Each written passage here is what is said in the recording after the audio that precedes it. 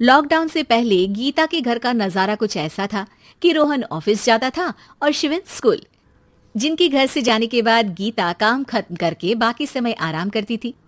लेकिन लॉकडाउन के बाद ऑफिस और स्कूल घर में ही खुल गए और इससे गीता का हाल वो तो आपको देखने में ही मजा आएगा। शिविन, ओ शिविन, महाराज उठने के लिए क्या 21 तोपों की सलामी लेंगे? अरे बिस्तर से बाहर निकल, ऑनलाइन क्लास स्टार्ट होने वाली है। अरे तुम भी हद करती हो, स्पीकर की तरह चिल्लाने की क्या जरूरत है? दिख नहीं रहा मेरी कॉन्फ्रेंस चल रही है। अब कैमरा और स्पीकर ऑन कर रहा हूं, मुझे कोई शोर नहीं चाहिए। इस पर जैसे ही रोहन लैपटॉप का कैमरा और स्पीकर ऑन करता है तभी कुकर की सीटी बजती है। करा लो अब इसे चुप। लॉकडाउन नहीं हुआ, मेरी मौत का फरमान जारी हो गया। दोनों बाप बेटे ने नाक में दम किया हुआ है। ऐसा बोलकर गीता वहां से शिविन के कमरे में पहुंच जाती है, जहां शिविन अभी भी सो रहा होता है। ओ आलसी, अब अगर 5 मिनट में नहीं उठाना तो आज तेरा गेम और यूट्यूब कैंसिल। माँ की बात सुनकर शिविन बिना 1 मिनट गंवाए उठ खड़ा होता है। उठ गया, अभी नहाकर भी आता हूँ। ये नाटक कहीं और, मुंह पर गीला कपड़ा मार और पढ़ने बैठ। शिविन की ऑनलाइन क्लास स्टार्ट हो जाती है, जिस पर गीता उसे वहां बिठाकर रसोई में चली जाती है। थोड़ी देर में उसे कमरे से कुछ आवाज सुनाई देती है, जिसे सुनकर वो कमरे में वापस आती है। हाय राम, तुझे क्लास अटेंड करने के लिए बोला था, कैमरा ऑफ करके बिस्तर पर नाचने के लिए नहीं बोला था। मम्मी मुझे कुछ समझ नहीं आ रहा, आप बाद में पढ़ा देना ना, वैसे भी अटेंडेंस तो लगी गई है। हाँ हाँ बेटा, जरूर बन जा, तू अभी से हम सबका बाप बन जा। अरे नहीं मतलब कहाँ से लाते हो इतना दिमाग, और पढ़ाई करते हुए ये चला कहाँ जाता है? नाइस क्वेश्चन, दिमाग से पूछकर बता दूंगा। शिविन की बातों से परेशान होकर गीता उसे मारने के लिए जैसे ही आगे बढ़ती है तभी वो कमरे से बाहर भाग जाता है। अब शिविन आगे आगे और गीता हाथ में चप्पल पकड़े उसके पीछे पीछे पूरे घर में दोनों घूम रहे होते हैं। इसी बीच वो रोहन के पास पहुंच जाता है और शिविन को मारने वाली चप्पल रोहन के लैपटॉप पर जाकर गिरती है। ओए माँ! मम्मी, अब पापा को चप्पल मार रही हो? वो आज तक के रिपोर्टर, चुपचाप जाकर क्लास अटेंड कर ले, नहीं तो अगली तेरे पीछे लगेगी। इस पर शिविन वहां से चला जाता है, जिसके बाद रोहन गीता से कहता है, इस सर्कस के लिए कुछ बोलना चाहोगी? अरे क्या करूं, जब से तुम दोनों घर में रहने लगे हो घर अपने आप ही सर्कस बन गया है और मैं तुम्हारी नौकर। कभी बेटी को संभालो तो कभी बाप के नखरे उठाओ।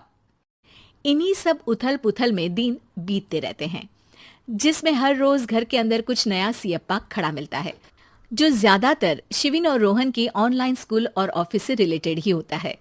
एक सुबह, शिविन चल उठ, आज की क्लास जल्दी है। कैमरा ऑफ करके आप अटेंड कर लो। अरे ऐसे छित्तर पड़ेंगे, दादी नानी सब एक साथ याद आ जाएंगी। गीता की लाख मशक्कतों के बाद क्लास तो खत्म हो जाती है, लेकिन उसके बाद शिविन फोन इस्तेमाल करते हुए इंस्टाग्राम रील बनाने लगता है। रसोड़े में कौन था? तुम थी, मैं थी, कौन था? कौन था? हाँ, मैं गरीब हूँ। अरे ओ गरीब के बेटे, आजा, मैं बनाती हूँ तुझे गरीब। मैं बताती हूँ रसोड़ी में कौन था। पढ़ाई करने बोलो तो इनकी माँ मर जाती है, और ये पागलपंतियां जितनी मर्जी करा लो। गीता शिविन को डांट रही होती है, तभी रोहन बीच में बोल पड़ता है। अरे बच्चा ही तो है, इतना गुस्सा क्यों कर रही हो? बेटे का साथ देने की इसी एक कोशिश में अब शिविन के साथ साथ रोहन भी गीता के गुस्से की सूली पर चढ़ जाता है। अगर बेटे पर इतना ही प्यार आ रहा है तो इसे क्लास अटेंड क्यों नहीं कराते, इसका होमवर्क क्यों नहीं कराते? उस समय तो बहुत जल्दी मीटिंग आ जाती है, वो काम मैं करूं और यहाँ इस बेफिजुली की चीज में तरफदारी करके बन जाओ महान। हे भगवान, कोई तो इनके ऑफिस और स्कूल खुलवाओ, मैं इन्हें और घर में नहीं सह सकती। अरे कुछ और मांग लेती, क्योंकि तुम्हारी ये विश इस साल तो पूरी होने से रही, कोरोना। हाय नास बेटे ने जिंदगी ही बर्बाद कर दी। खाए कोई पचाए कोई, कल मुझे चुन चुन कर सबको मेरी बद्दुआ लगेगी। उन्होंने दुनिया का और इन बाप बेटे दोनों ने मेरा जीना मुश्किल कर दिया।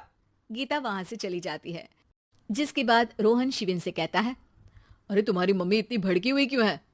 आपकी वजह से पूरा समय घर में रहते हो और उस पर कोई काम कराने की जगह बस ऑर्डर देते रहते हो। अच्छा बेटे, सारा इल्जाम मुझ पर, पूरा दिन तो वो तुम पर ही चिल्लाती है। हाँ, मतलब दोनों का 50-50 है, कुछ करना पड़ेगा।